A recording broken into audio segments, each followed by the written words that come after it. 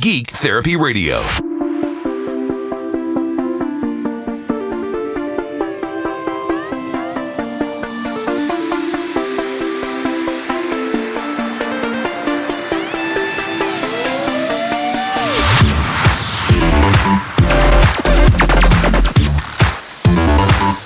How's it going, everybody? Welcome to the Geek Therapy Radio podcast. I sure have been having a lot of fun talking with y'all through emails and the website. It is so great to hear from all of you. And again, I'm still just bamboozled that I have such a huge international audience. I'm going to talk about the 2020 Corvette. If anybody has clicked on the video that I made today, as of recording right now, I uploaded it a few hours ago. I'll put the link in the podcast description also, but if you follow any social media, you've seen that yesterday I was riding around in a Corvette and I finally put the video together, so that's up there. I'm going to talk about the Corvette a little bit more in this podcast, maybe talk about some behind the scenes stuff that we did yesterday. But speaking of international listeners and analytics, the only kind of I want to look at some analytics right now for the podcast, and I can't look at a whole lot of sources. I can only look at Spreaker, which is how we upload the podcast, how I upload the podcast. I don't know if every single metric on here reflects, who's listening on Apple Podcasts, for instance, who's listening on the iHeart Radio app, who's listening on Pocket Cast. That's what I like to use on my Android device is Pocket Casts. So I don't know if these figures take into account all the other sources of podcasts. Now, I can see the sources of podcasts, but I don't know, for instance, if I'm looking at Apple Podcasts, where a listener is that listens to Apple Podcasts specifically. I can tell you that looking at the analytics here, Apple Podcast is far and away what most of you are listening to my podcast on. It's out of all the listens, it's 47.05% of you are listening with Apple Podcasts. In second place, and this is kind of interesting because I can't honestly say I've ever heard of this service, but Overcast, and apparently it's a decent sized one. 13.53% of you are listening on Overcast. If you listen on Overcast, could you just let me know? Reach out to me, geektherapyradio.com or on Facebook, Twitter, Instagram, whatever, to say, yeah, I'm listening on Overcast. Because this is the first time I'm seeing that exists. Maybe I'm just aloof, but we tend to stick to a podcast provider, a podcast app, and then we just kind of stay with it. So if you're listening on Apple Podcasts or Pocket Casts or iHeartRadio app, we tend not to veer around too much on different podcast applications unless our favorite podcast is on one and not the other. A lot of people have asked me, when are you going to get the podcast on Spotify? Or when are you going to get the podcast on TuneIn?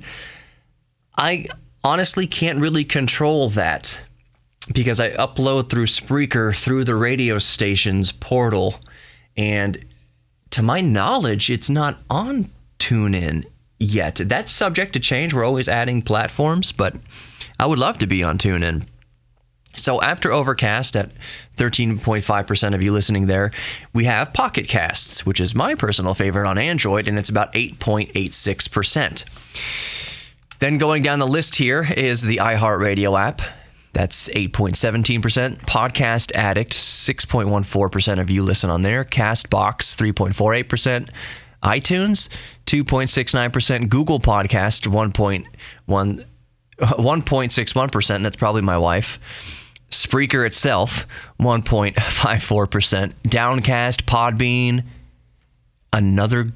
see, this is why I don't get another entry for Google Podcasts, Chromecast, Chrome, Procast, Deezer.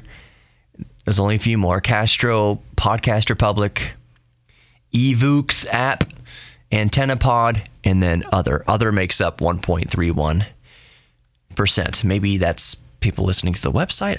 I have no idea. That's how the sources break down.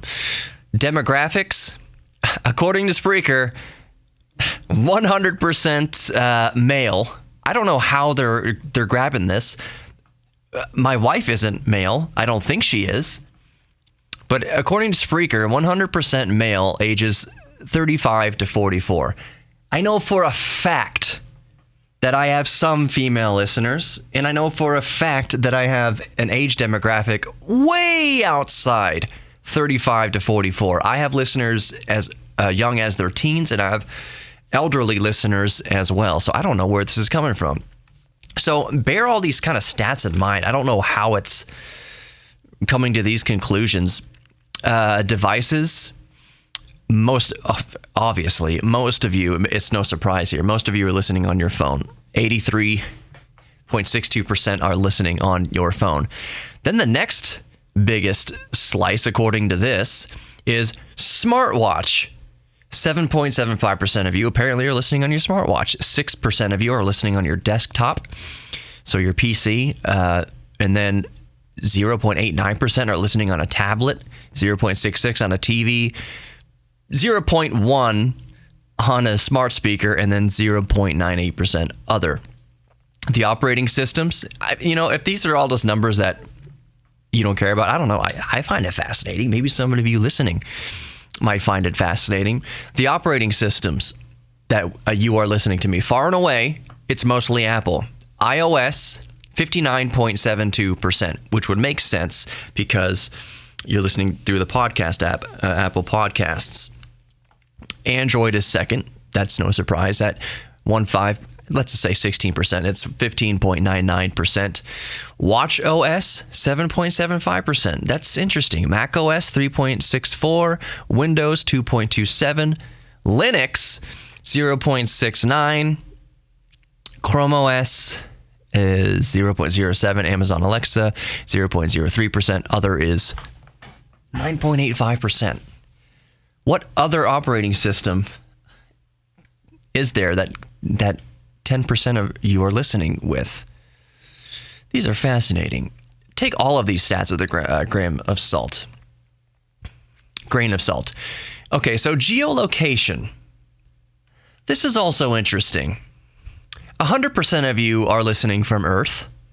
That makes all the sense in the world. Here's where it gets a little bit weird, and I'll explain why here. By far, according to these stats, 61.23% of you are listening in the United States. That's already kind of puzzling, because this is a radio show and a podcast based in the United States, and you would think that the number would be much higher. You'd think it'd be like 90% of my listeners are from the United States, because this is based on a radio show here in Houston in the United States. But it's actually, according to Spreaker here, 61.23% of my listeners are from the United States. That means the next highest, according to Spreaker here, is technically other. 11.46% of you are listening from other.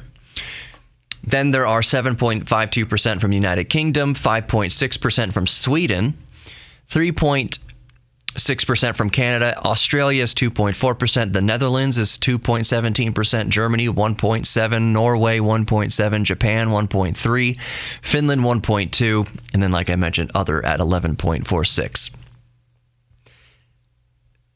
Basically, 39%, way more than a third of my listeners come from around the world.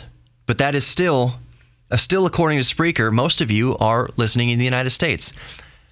But why it's interesting to me personally is that most of my correspondence with you, the listener, is from around the world. I would say out of the emails and messages that I get, that I correspond with my listeners, it feels like 90% of the correspondence is with my international listeners, and then maybe 10%. I can't verify that number, but it seems like most of the interactions I do with you listening right now, you're based not in the United States, which is weird because most of my listeners are in the United States, yet most of my correspondence interacting with you, the listener, is worldwide. South America, Middle East, Japan. I'm trying to think. The Netherlands. I said South America. You're all over the world. Those are the ones who are reaching out the most, are my international listeners. Now, the breakdown by city. This is really interesting. Other is 73.05%. Other is 73.05%. The top city listed that they can put a stat to, makes sense, is Houston, where I'm based, 6.7%. And then Spring, Texas, 3.91%. Pasadena, Texas, 2.66%. Chicago, Illinois, 2.5%. Missouri City, Texas, 2.13%. Croydon, United Kingdom, 2.13%. Varberg, Sweden, 2.0%. Folsom, California, United States, 2.4%.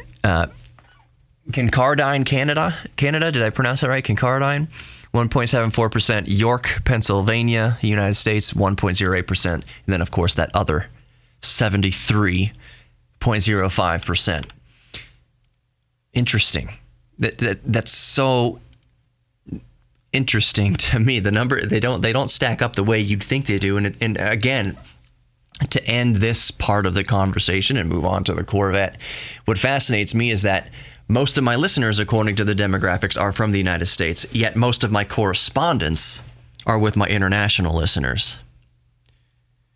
So my U.S. listeners aren't reaching out nearly as much, even though they make up bulk of the audience, according to the stats, as my international listeners. Very, very interesting. So, on to the Corvette C8. I can talk a little bit about it. I'm a little bit more in depth here, since this is a more free-flowing format, and you might be sitting on a train right now or on your car commute right now. I've got a captive audience, maybe, some of you at least. That's not true actually at all. I take that 100% back. You could hit the stop button on this podcast right now and just go to one of hundreds of thousands of other podcasts. You are not captive at all. But if you do have some time to kill, that's what a podcast is for. And we will talk about the Corvette C8. I'm going to start with what happened right before we started filming with the Corvette. So I pull up in Rowdy, and Garf and I are going to meet in this little semicircle in front of the bank that's at the bottom of the building that we both work in. So we meet there, and I pull Rowdy up next to the Corvette, and I say, all right, just hold on a second. I'm going to go park, in my parking spot upstairs, and I'll come down. And he's like, just park right there, for the love of God. He was being sarcastic. I was like, all right. So I pulled up into the bank customer parking space. No big deal. Hardly anybody going to the bank anyway. No, I sit here and I look at that parking spot all day long. I can think of a handful of times, maybe in the past several months, that there has ever been a car down there, and it's usually a delivery something for maybe just 30 seconds. There's nobody parking down there, especially during the pandemic, and it's a spot that's open to everybody. So anyways, I pull on that spot, and Rowdy clips the parking block. Oops. So I back up, and it basically rips half of my bumper off. I can't catch a freaking break with Rowdy. I just replaced the computer. It was very expensive, and now I ripped half of my bumper. Not completely off, but when I backed away from the parking brake, it had peeled half the bumper back, and it ripped a cable. I need to phrase this right. It pulled a cable off that goes to the fog light.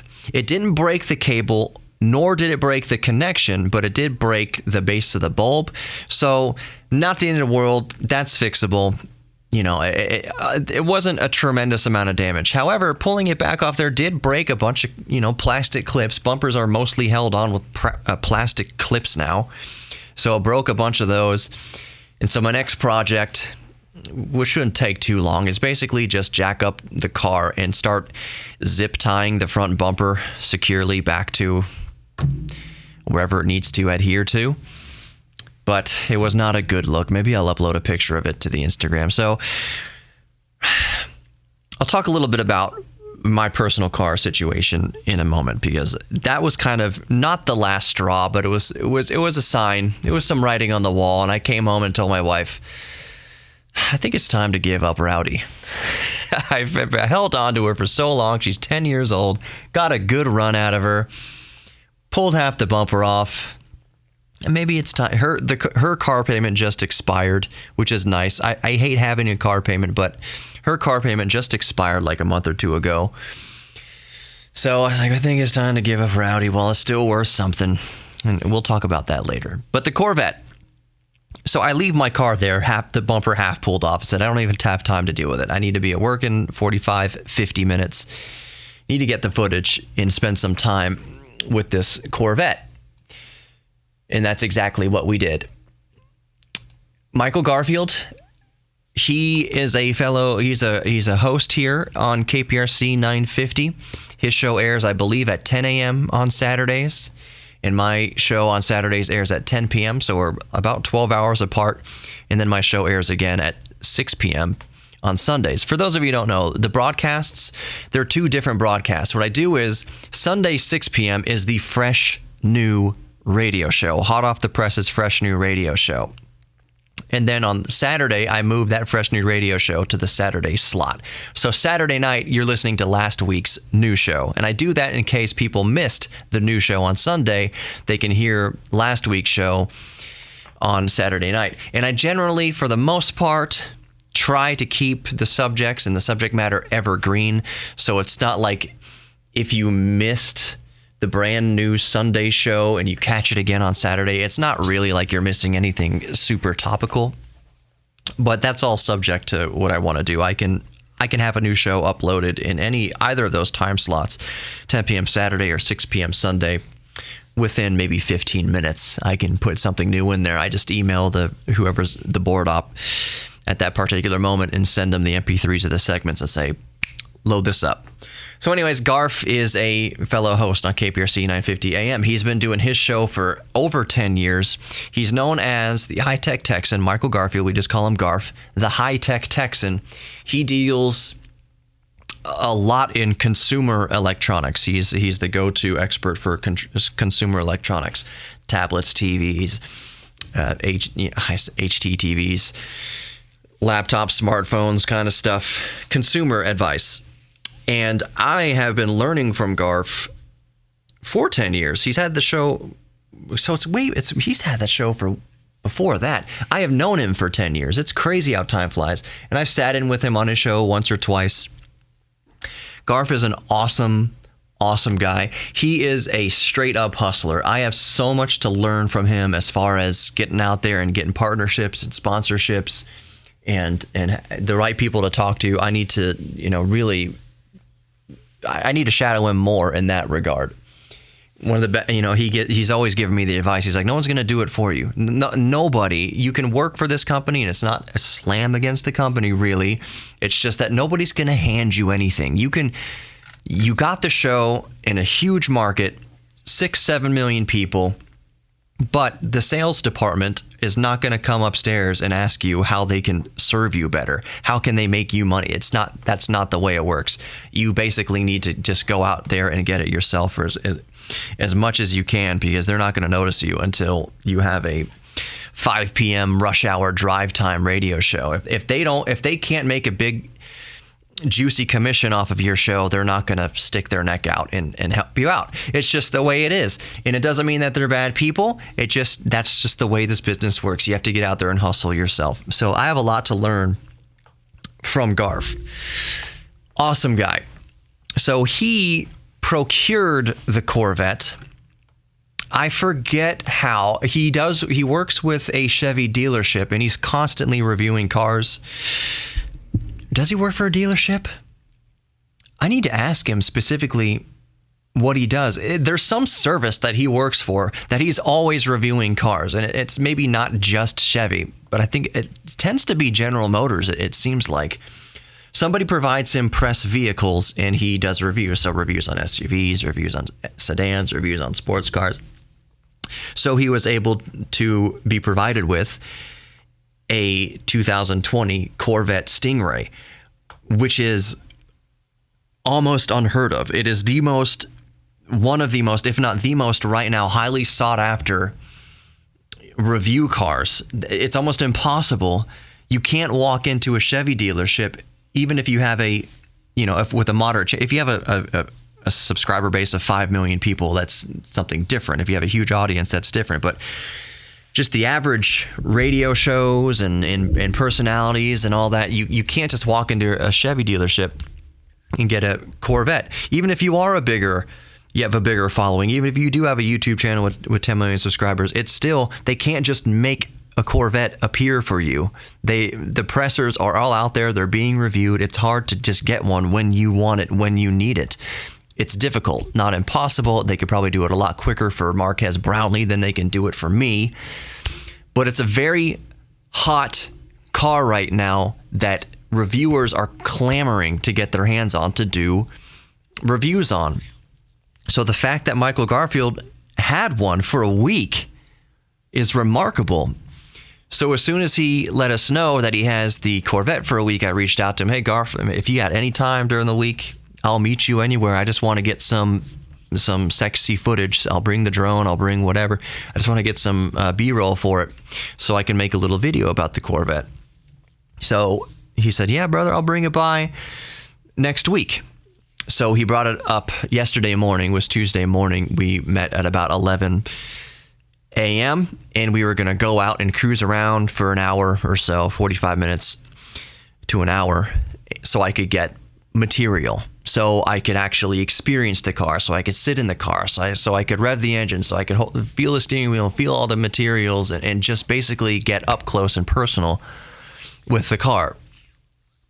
So that's what we did for about 45 minutes. We drove around the Galleria area. We drove into Bel Air, and I'm telling you this for any local Houston people who know what I'm talking about. We drove down Bel Air Boulevard and went to, I think it's called Evelyn Park. There's a beer house nearby. It's like a family-friendly bar, and it's a very pretty area, very pretty park. Evelyn Park, I believe, is what it's called. And we parked the car in that parking lot for maybe 10 or 15 minutes so I could do those exterior shots, get the shots of the roof going up and down, get the engine revving noises and all that, in the car, and the footage of driving the car. I didn't get to drive the car. I was just in the passenger seat. That's for insurance reasons, when they loan the vehicle out for reviewers, for pressers. But we drove the car around on 610, got to experience the acceleration on an on-ramp, which was just, it's difficult to put into words. If you've never been in a car that can go 0 to 60 in under 3 seconds, almost nothing can prepare you. I would imagine that if you do it all the time, sure, you do get used to it. But most of us just have normal cars. We just need them to be reliable and get us from point A to point B reliably. Most of us don't experience acceleration like that. What's the average 0 to 60 for the average family car or SUV? It's going to be under 10 seconds. It's probably going to be between, I would say, easy 6 to 11 seconds is probably. There are still cars out there that do 0 to 60 in double digits, and it's considered quick enough to keep up with traffic. I would say any 0 to 60 under 7 seconds is considered sporty. So like the Volkswagen GTI doing 0 to 60 in 6.5 seconds or 6 seconds thereabouts, that's really sporty. That's considered quick, even in 2020. Anything between 5 and 6 is fast. I think by and large, most people would think of it as fast. And again, I'm comparing that to just the average family commuters. I'm not comparing that to high-end sports cars. But anything below 6 seconds would be fast. And I say that anything below 5 seconds is really fast. You're starting to get into kind of upper territory of high-end sports cars when you're doing 0 to 60 in under 5 seconds. You've got something special there. Yes, there are even SUVs that can do 0 to 60 in under 5 seconds. They are very, very special vehicles. But then you get into this ultra elite hypercar territory, 0 to 60 under 3 seconds, which even 10 years ago would have been almost unheard of. It would be hard a decade ago to think that we'd be talking about 0 to 60 times in under 3 seconds becoming more and more common. Remember when the Nissan GTR, the newest Nissan GTR came out Is it about 10 years ago at this point? Thereabouts, don't forgive me off the top of my head, but the Nissan GT-R, one of its most famous features was that you could put it into launch control and do 0 to 60 in under 3 seconds. It was just mind-blowing that you could get a car for under $100,000 or whatever it cost and go 0 to 60 as fast as the most elite $500,000 hypercars.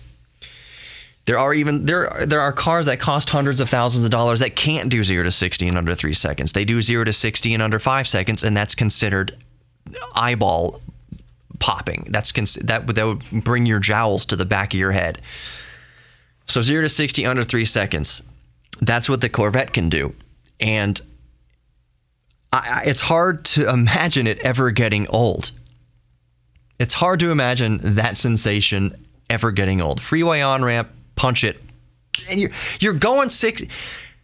Really, you're doing 80 by the time you look down to check to do if you're going 60. That's how fast you go. So fast in that car that you almost lose a sense of speed, because as I mentioned in the video, it's a very sporty suspension, but it's not jarring. It's smooth, and when it's kind of smooth like that to that degree, that really helps you lose sense of how fast you're going. Now, we didn't have the car set up in ultra racing mode or whatever. It was just in normal everyday automatic mode.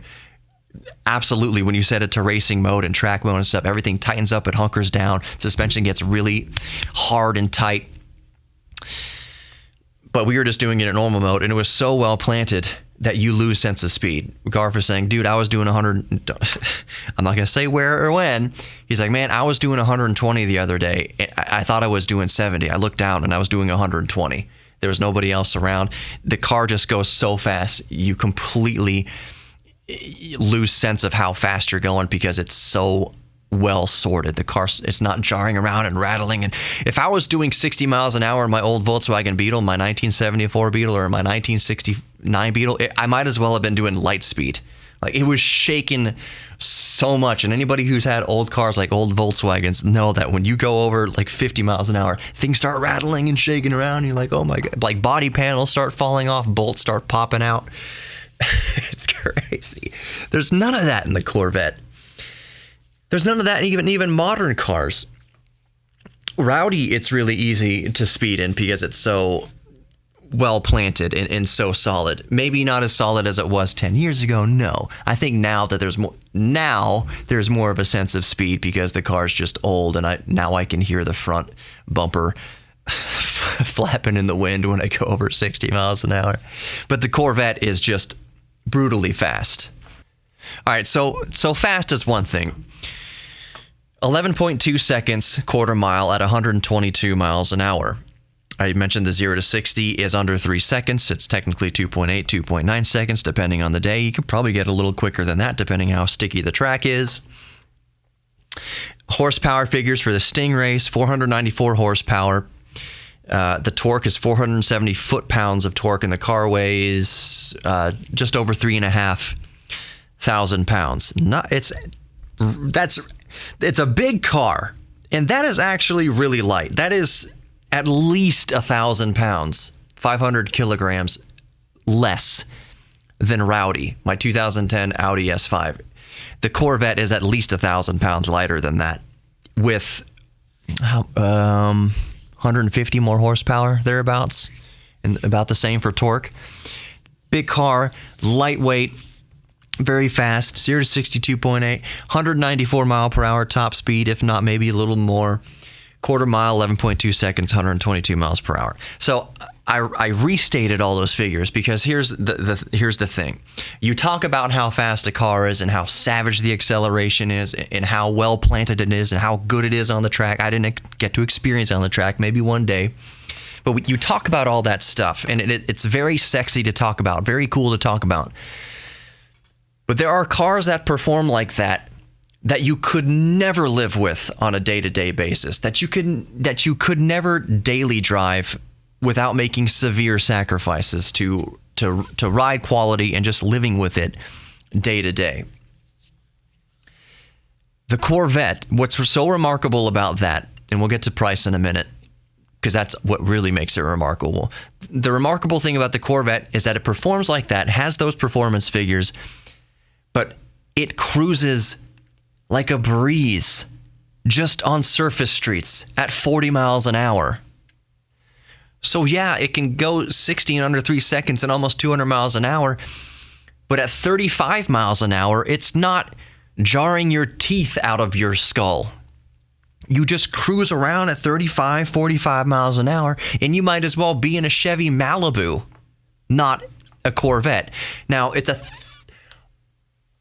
incomparably more special than being in a Chevy Malibu. It's a freaking 2020 Corvette Stingray. You are in a very, very special car. Everything around you in the cockpit is special. The materials are special. It's designed from the ground up. You are an elite class of vehicle. You know that when you're going 35, 40 miles an hour. But as far as the comfort and the ride and just kind of putting one of your knees up and holding onto the steering wheel with one hand and steering it just with a couple fingers lightly like that, it's no different than that Chevy Malibu. You just cruise around in it, and it's easy to drive. It's wide. It's a supercar, so it's wide. I know some of you might say it's not really a supercar. You think about a supercar as a Lamborghini. I get it. I'm with you on that. But the only argument you can make to support that it's not a supercar is that it just doesn't have a supercar price. And literally, that's just my opinion. The only thing that you would argue it's not a supercar is it doesn't have a supercar price. Typically, when we think of supercars, we're thinking of cars $100,000, $150,000, $200,000, or Veyron, $3 million. That puts it in supercar or hypercar territory. And since the Corvette performs like those cars, but you can buy one for under $60,000, that could make some people say that fact alone means it's not a supercar. Well, I would argue to that person that every single thing about how it's built and made and the figures and stats is a supercar, if not hypercar.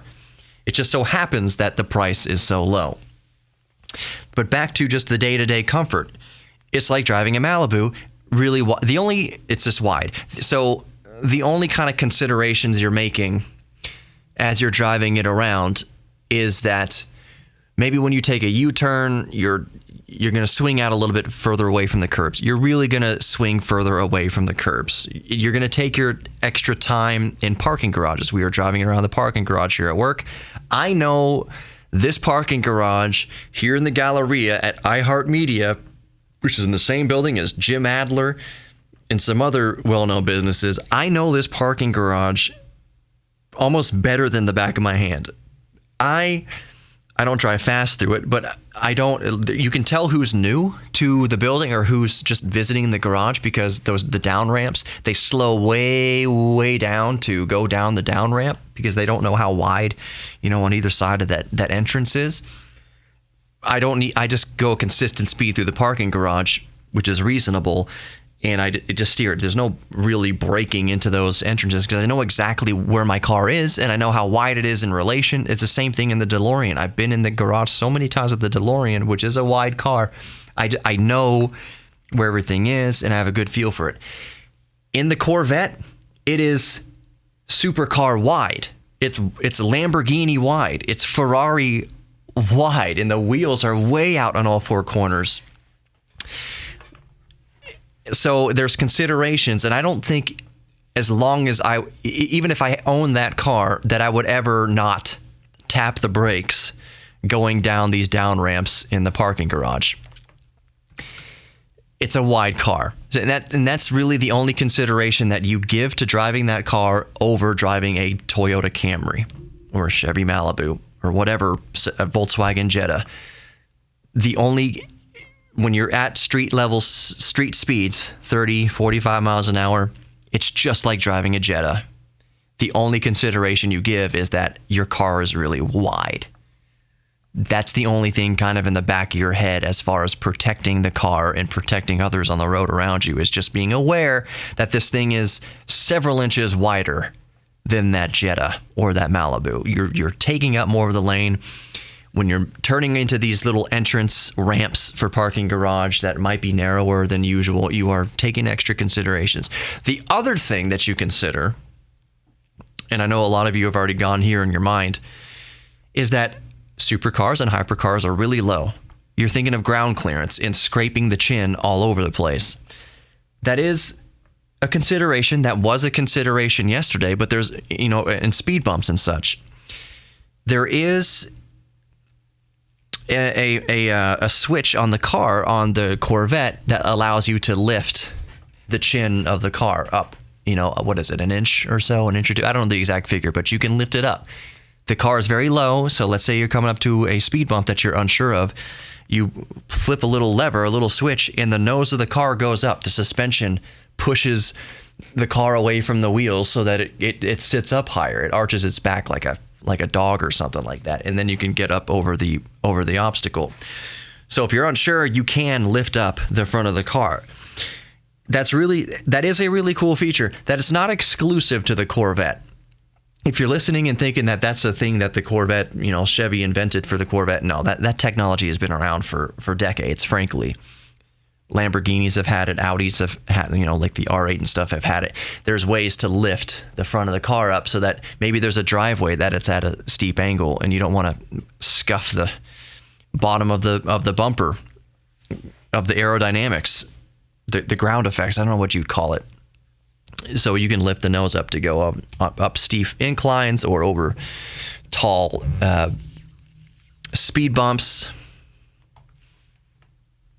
onto driveways and such. There are provisions for that.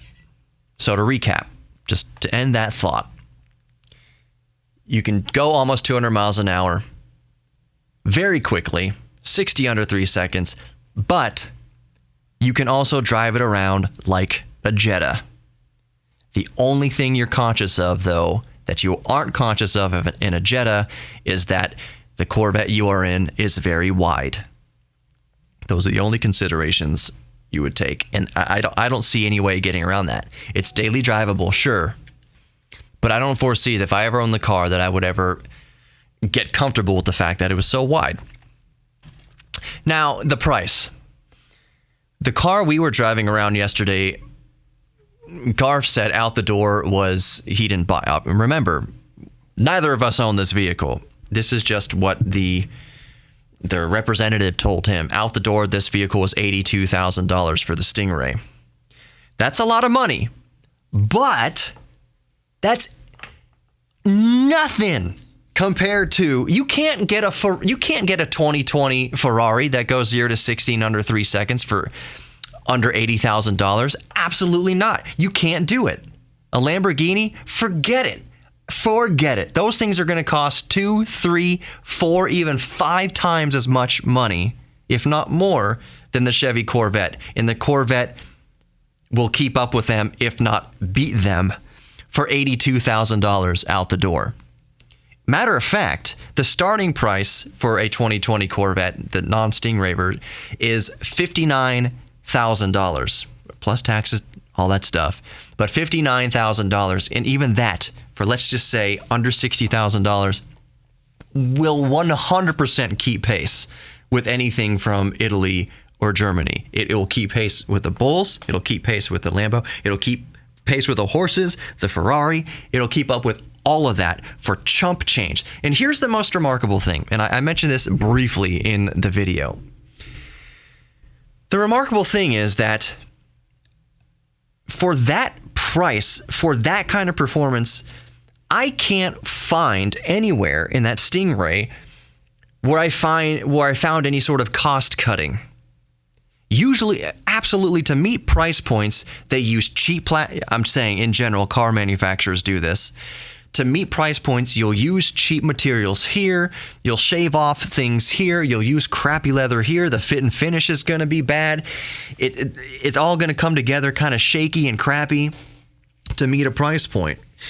Now, the Corvette definitely meets a price point on the top end of $82,000 if you're lucky. No one's getting I can't foresee.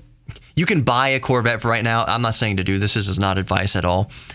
But if you bought a Corvette, let's say you were able to buy a Corvette for $60,000, you could turn around and put that thing on Auto Trader for $80,000 and have it sell the next day. It's going to be one of those cars for a little while. Kind of like the Ford GT, but not. They're going to make way more Corvettes than they ever made of the Ford GT. But there are people going to scalp new hyped cars all the time. So could you actually get a Corvette for $60,000? I wouldn't hold my breath. Could you actually get a Stingray for $82,000? I wouldn't hold my breath. Maybe you can. Hopefully you can. But I wouldn't be surprised if people are scalping and people are paying $100,000 for a Stingray. I would not be surprised in the slightest. I hope it's not happening. I hope it doesn't happen, but I wouldn't be surprised at all. Now, but let's stick to the MSRP. $80,000 for this car. That is hypercar territory. That's a Ferrari and a Lambo killer. If not just keeping pace with those cars, if not killing them. I can't find anywhere around the car. I couldn't find anywhere around the car where they saved money on materials in touch and feel. Even in the passenger seat. In the passenger seat is where you notice the most cost cutting. So that's a general bit of advice. If you're going out to test cars and look at cars, you can see where they cost cut by sitting in the passenger seat. The passenger seat might not have all the leather kind of elbow guards and little areas that the driver's seat has. All the cost is going to go towards the driver to make the driver the most comfortable and touch all the best materials. Makes sense. You're the person driving the car. That's who they're trying to impress. In the passenger seat, that's where you notice the cost cutting, and you really notice the cost cutting in the rear seats, in the back seats, is where there's plastic where there would be leather up front and so on and so forth. I couldn't find any of that in the Corvette. Every body panel was perfect. Every bit of stitching inside the cockpit was perfect. All the panels lining up in the cockpit were perfect. Everything was just perfect. Where did they save this money? How could they offer this car all of this in this level of luxury for $82,000? It is insanity. Absolute insanity how they did it. I mentioned in the video a big part of my theory on how they were able to reduce cost is that they kept the, I'm doing air quotes, the quote-unquote same engine that they used in previous Corvettes. That's not entirely true. The engine for the new Corvette is redesigned and re-architectured, but it's based on the same technology that Corvette and Chevy has been using in the Corvette for decades, really. It's the pushrod V8. 2 valves per cylinder, pushrod V8. It's a very basic, very, very basic, simple on paper engine. In a modern world, how many valves does my Audi have? It's also a V8. It's like 40 valves or something like that. It's 5 valves per cylinder, 4 valves per cylinder, at least 30. Maybe it's a 32 valve, but I think it's 5 valves per cylinder. Makes 354 horsepower. The Corvette, it's just 2 valves per cylinder. Take fresh air in, expel exhaust out. 2 valves. Suck, push, suck, push, suck, push. Do not rip out that little clip. It's a very basic engine design, and that's where they could save money. It's dry sump oil. They're not using oil pumps, and maybe they are in some parts of the engine. It's based on what they already had. They re-engineered what they already have. They didn't design a brand new engine from scratch, and I think that's where they saved the most money. If they engineered an engine from scratch, from nothing, just from paper, that car would have cost 2 to 3 times as much. There's no way they'd be able to hit $82,000, $80,000, $60,000 on a new Corvette, because they would have to recoup their research and development and engineering and drafting and designing and manufacturing of a brand new engine.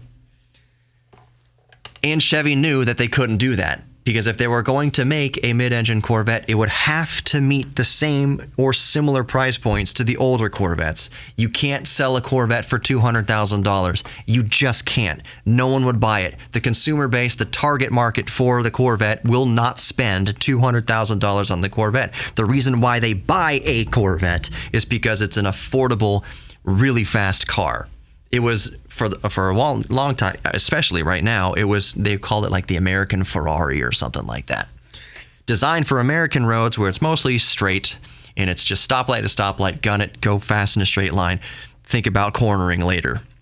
That's all. I think that's really a going away now. American cars are competing on the world stage now, and they know that they can't be laughed off the racing track anymore. They have to design cars with much better handling. You have to have independent rear suspension. It's no longer just a rod going in the back of, like old Mustangs used to just be the rear wheels attached by a rod, basically just rotating back. They're kind of like a Hot Wheels car almost, maybe less advanced than a Hot Wheels car. The rear suspension was a toothpick with two rubber wheels on two sides of it. There's no control. You could go straight fine, but as soon as you get wiggly, you lost control. That's not the case with a lot of American sports cars, and definitely not with the Corvette. The reason why Americans bought the Corvette is because they couldn't afford a $200,000 Ferrari. And that's just the simple truth of it. So there's no way they would buy a $200,000 Corvette, or even $100,000. I think that's kind of the new benchmark a little bit. I think there would be a lot of Corvette buyers still at play for up to around $100,000. But Corvette's sweet spot has always been that, $50 to $80 kind of $1,000 range. It's a higher end sports car, but it's not Lamborghini money. It's not Lamborghini refinement either. The old Corvettes weren't. The 2020 Corvette, and I would say even the C7 Corvette. C7 Corvette, you see a ton of those on the road now. Houston, I can only speak for Houston.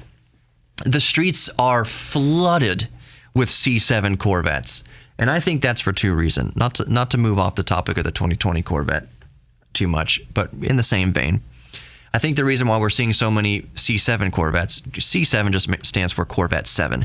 The generations of Corvette, when you hear somebody say a C1 Corvette, that's the original Corvette, or a C2 Corvette, C3 Corvette, C4 Corvette, I still want a C2 Corvette. I believe that's what the astronauts drove around. It's the second generation of Corvette. When you hear C1 through C8, that's the generations of Corvette since the first one, I think in 1954, 52, 53, thereabouts.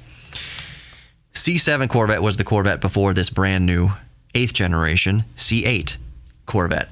And you see a crap load of C7 Corvettes out there for two reasons, I think.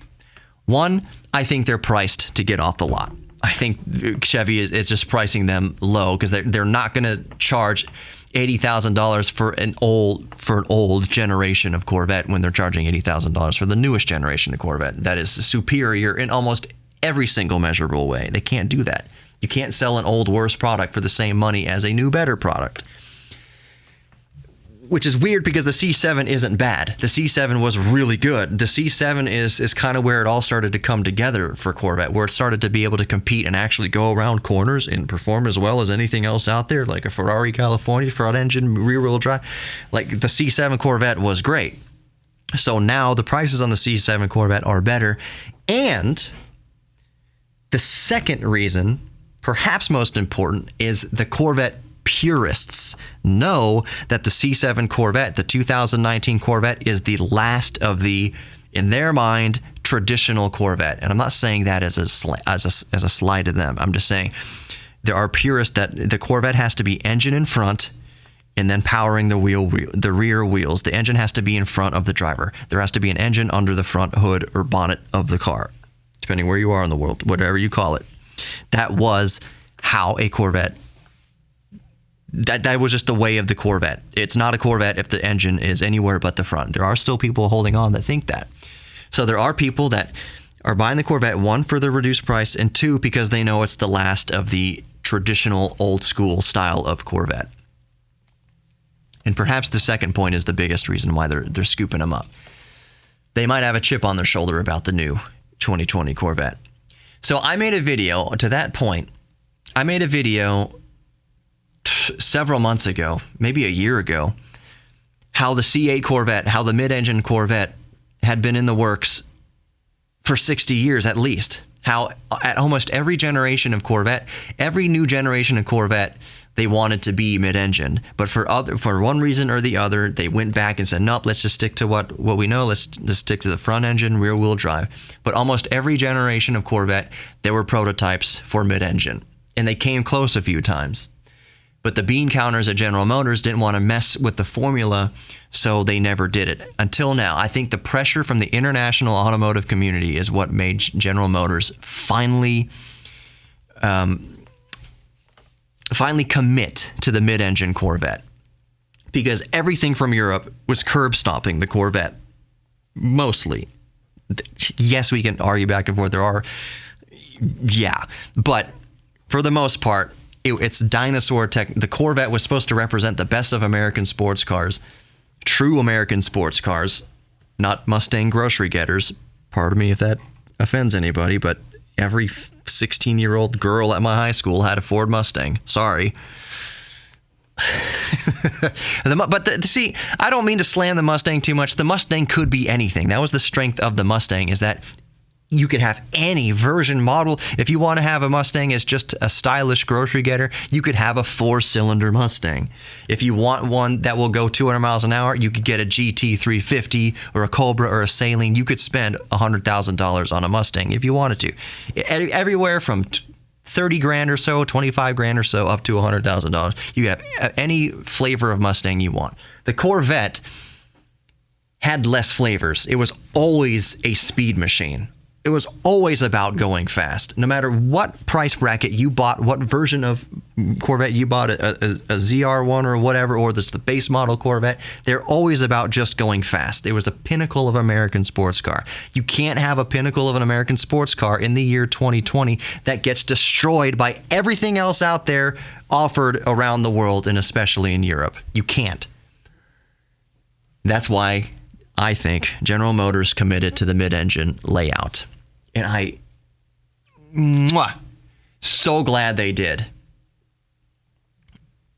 The 2020 Corvette, for car people, is arguably, and I know this is arguable, but I'm the only one with a microphone right now, the 2020 Corvette, arguably, for American car geeks, is the first Corvette, possibly one of the first American supercars that every American car geek can be proud of, unironically, without making excuses. It just is good. You put the 2020 Corvette on the track with a Lamborghini, and it's going to keep up, possibly beat it. Same thing with Ferrari, same thing with Audi, same thing with McLaren, same thing with Koenigsegg, same thing with whatever other Noble, TVR, I don't know why I'm thinking about these offshoots, Lotus. American Corvette would probably beat half, if not most of them. Especially for the price. Especially. Maybe the closest comparable, the Lotus Evora. I think you can get those for under $100,000, maybe a little over. I think that's more expensive than the Corvette for sure.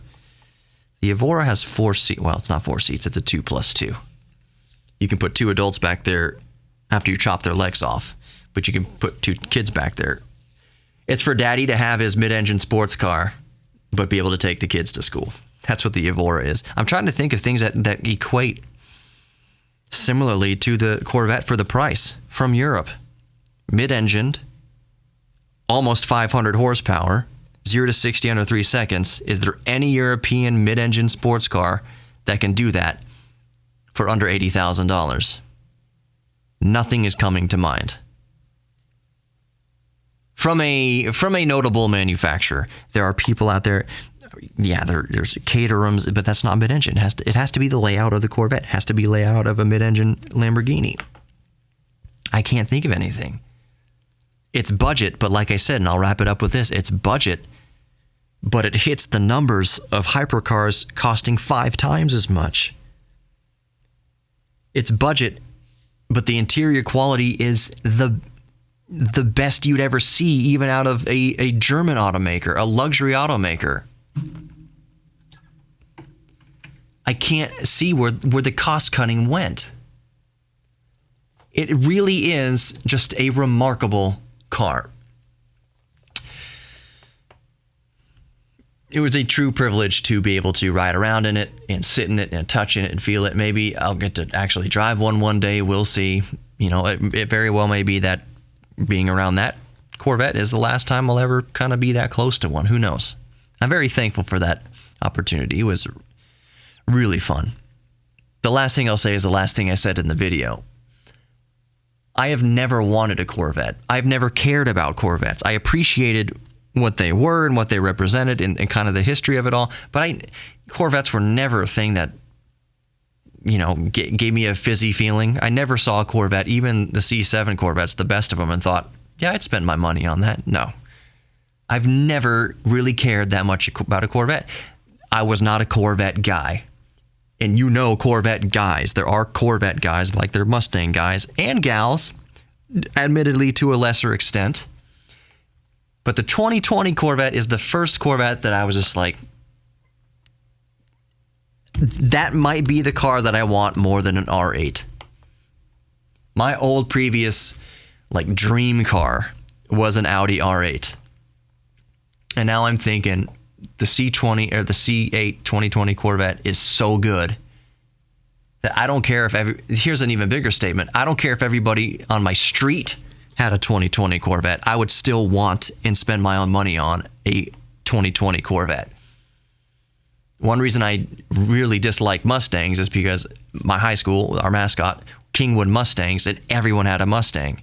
It was a dime a dozen. I fancied myself kind of a nonconformist, I guess. I didn't like the idea of driving around what everybody else had. So everyone had a Mustang. I don't care how good Mustangs get. I don't ever see myself wanting a Mustang, even though everyone has one. If everybody had a Corvette, I would still want a 2020 Corvette. It's that freaking good, and it stirs up that much old-fashioned little boy looking at a Hot Wheels or remote control car at the toy store thing. And I want that. That's a toy. That feeling that we know we get when we really want something. That makes you kind of, you want it without feeling that you have to justify it. It's just something that's so cool and so good. Like, I don't need an excuse why I want this thing. This thing is cool. Look at this freaking thing and then feel how it operates. And then the price of it's so crazy. Who wouldn't want this thing? That's how I feel about the Corvette. Will I ever get one? Probably not. But maybe. I don't know. Who knows? One day.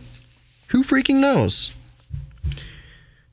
Right now, I think I can confidently say it's my my modern dream car. Car Geeks, we have several dream cars. I'll give you an example in different categories. So we have like dream cars for like, what's the dream car that you could, realistically afford? What's your classic dream car? What's your modern dream car? So my modern dream car, I don't think it's any longer the Audi R8. Although if I had money, I'd be looking hard at the Audi R8. The maintenance on the Corvette alone is going to be worth it. I mean, I can't imagine maintaining an Audi R8 because I maintain an Audi right now. I would imagine the Corvette's easier. The engine, at least. But that could be a complete misnomer. Who knows? It's so new, we don't know what the friggin' reliability or maintenance costs are yet. So modern dream car, for me, the C8 Corvette, 2020 Corvette. Classic dream car, for me, I would say a Lotus Esprit. Probably an S3 or an S4 Lotus Esprit. Dream car that I can actually afford. Like, not that I can afford right this moment, but, it's conceivable. Like, what a dream car, I'd say dream car under 20,000, something like that, 25,000. Right now, for me, that's kind of tough. You know what? I'll end it with this. I always laugh when I say I'll end it with, because I will say that I do regret selling that Toyota MR2 Spider. That silver Toyota MR2 was beyond good. I just couldn't justify keeping it around. My wife had the Jetta, and then I had 3 cars. I couldn't freaking justify that. I had the DeLorean, I had Rowdy, and that MR2 Spider. But I think that Spider is going to be the one that got away. I've looked back to see what Spiders are going for now, and they're appreciating. I took a bath on my Spider. It needed a little bit of work, but I really took a bath on it. But I miss it. I miss that car probably more than any car that I've had. Like, yes, I missed my GTI. Yeah, I miss my, old pickup truck. But that Spider, man, that MR2 Spider, mid-engine, 4-banger, 30 miles to the gallon all day long, 5-speed manual transmission, convertible. It was a hoot to drive. A hoot to drive anywhere. To have a blast, to really have a blast in a 2020 Corvette with almost 500 horsepower, you're going to have to be driving it at its limits. And the limits for a supercar like that are at very high speeds. The limits for the MR2 Spider, you could push it to its limits at 30 miles an hour. You could go take a right turn, a 90-degree right turn at 25 miles an hour and get the freaking tail out and be going sideways around a corner on your way to get groceries if there was nobody around. You can be sliding around in that thing, getting all that mid-engine handling and performance at legal speeds, which is why the MR2 Spider was such a freaking hoot. You could have fun with it anytime you drove it, and every time you drove it. Every time you drove it. With the Corvette, 500 horsepower, yes, it would be awesome and exhilarating to drive every day, but you could never legally take it to its limit. And you know that if you ever did take it to its limit on a surface street, you would probably crash and die and kill yourself and others and anybody in your car with you and anybody outside of the car that you're involved with. To take it to its limit, you're going to have to go that fast. That's why it's a supercar. It can stay on the road, keep traction up until 150 miles an hour, 120 miles an hour, triple-digit speeds. That's why it's a hypercar. That's why it's a supercar. That MR2 Spider, though, I could be going sideways at 30, and it was a freaking blast for that exact reason. The insurance was super cheap. It had the exact same engine out of a Toyota Corolla. There was parts were cheap. Like, it was just... It was such a good car. Such a good, at the time, cheap little car. And I'm going to regret that. So, affordable dream car. Oh, gosh. It's tough. Right now, I'm going to say MR2. MR2 Spider. Or any MR2. Even though the 90s MR2s, you can easily get into $20,000 range for a 90s MR2. Remember? That's so crazy. Just 90s Japanese sports cars, period. There was an entire 10 to 15 years where they were just crap prices. You could offer somebody a $5 bill and a turd and get a 90s sports car. They were so cheap and ubiquitous, and it was kind of... People would be doing all sorts of crap to them. They would be stancing them and getting super wide axles on them and cambering the wheels in and putting gigantic 5,000 watt subwoofers in and just butchering the cars. Like, they were so cheap. You'd buy the car for $500 and then put $5,000 of stupid upgrades to it. I mean, if that was your thing, fine. If that was your geek thing, great. The point I'm making, though, is that because so many of them were just scooped up, driven to the ground, and modified beyond recognition, the ones that remained, the one that actually went through multiple teenagers' ownership and stayed unmodified, those freaking cars, those old Celicas and those old MR2s and Supras is a little bit different. They were always kind of more expensive. 90s sports cars, that are in good condition, unmodified, are commanding eye-watering prices. Because those of us who remember them know that, whoa, in 1992, turbo MR2, used to see those around, all the time. And you remember a time when those things probably bottomed out at like $2,000. You remember cruising around Craigslist not 10 years ago and seeing 1993 MR2s for well under $5,000, just cheap. Now, nope, 15 grand, 20 grand, 25 grand.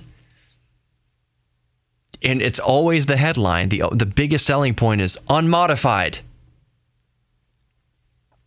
Modifying cars, I think, is something that we all go through. Some of us go through, and I certainly fell victim to it a little bit, even though I never did permanent modifications. But we do silly things to our cars in high school.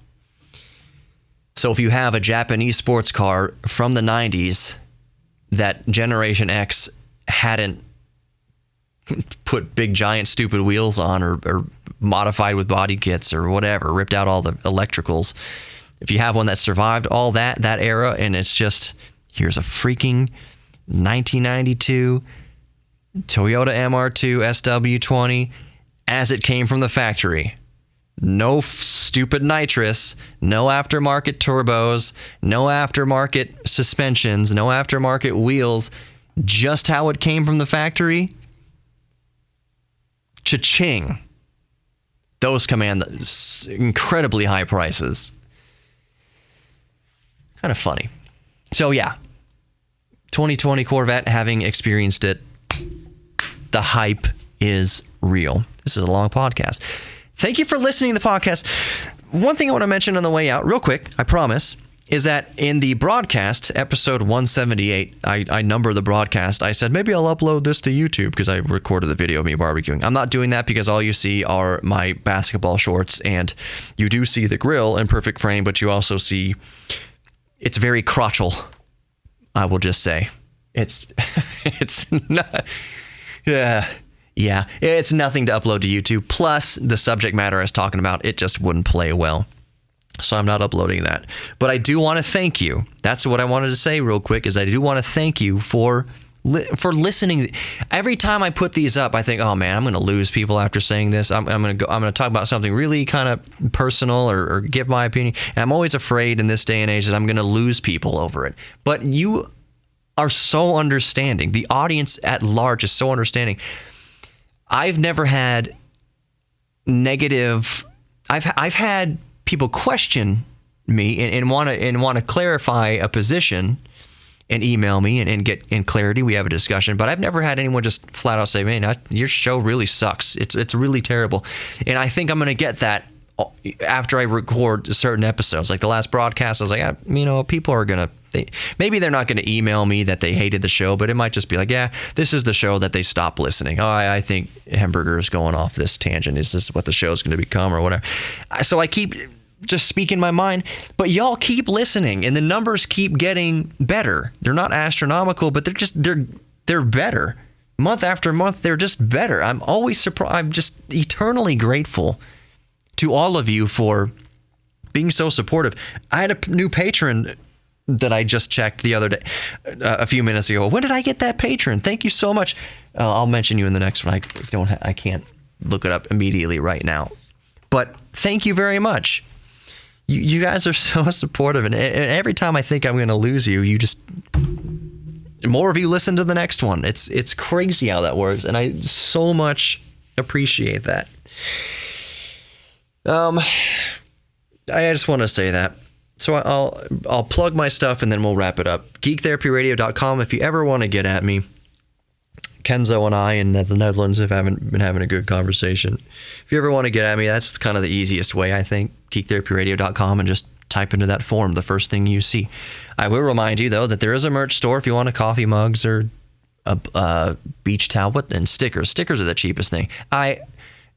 Maybe I might make a dime off of the stickers or whatever. It's really not about me making money off the merch, but it's there. If you want to slap a Geek Therapy Radio sticker on a laptop or on your bumper or something like that, I don't know. There's a little bit of merch there. I need to see if I can add some more, but COVID has interrupted supply chains of things. So I'd really like to put shirts on there, but Anyways, supplier issues.